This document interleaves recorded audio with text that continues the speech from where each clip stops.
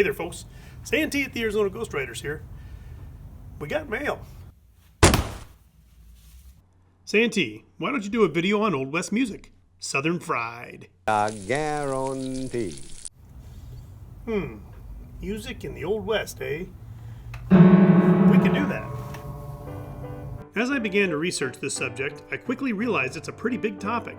Music has been an integral part of life since the dawn of man.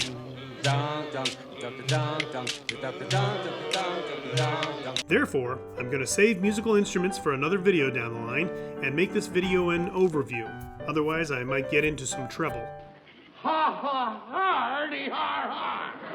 The many cultures populating the frontier may have had some trouble understanding each other when it came to the spoken word, but music was certain to bring them all together.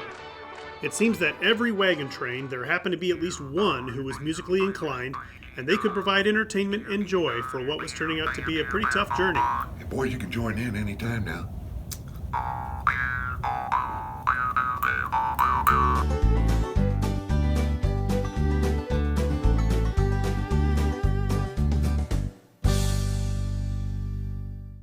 Stephen Collins Foster wrote many American songs in the Civil War era, and those tunes were still on people's minds years later.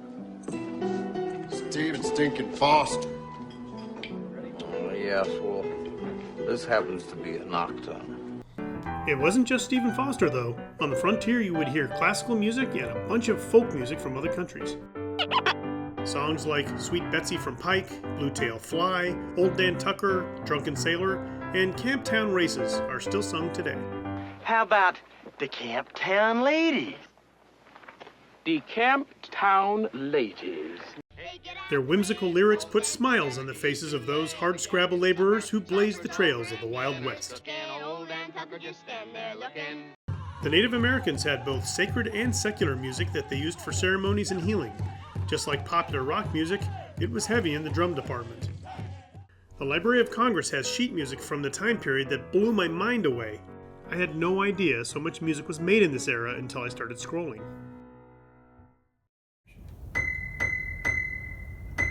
Oh no, stop. Do you know how to play anything? Not anything else. Do you know how to play anything at all?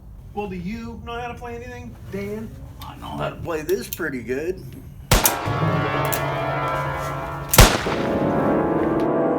The saloon with the tinkling, out-of-tune piano is in almost every Western movie, but what you may not realize is that sometimes it was a whole band.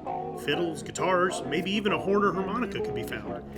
Entertainment wasn't as easy as just starting your Spotify playlist and connecting to a Bluetooth speaker.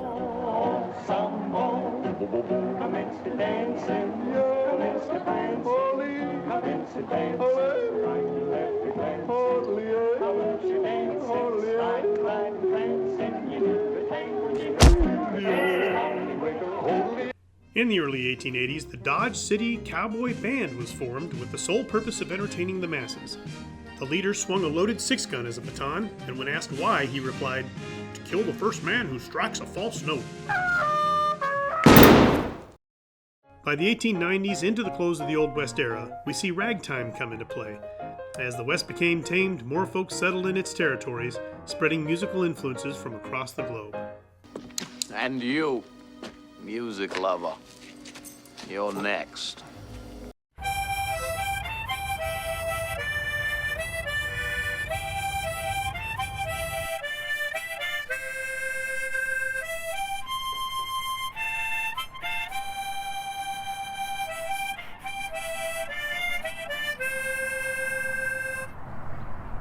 Thanks, folks. And as always, please like, share, and subscribe, and I'll see you on down the trail.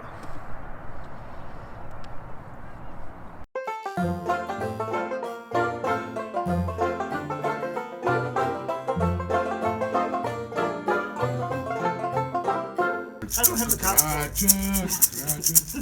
What's the other words? La la la la la la la la.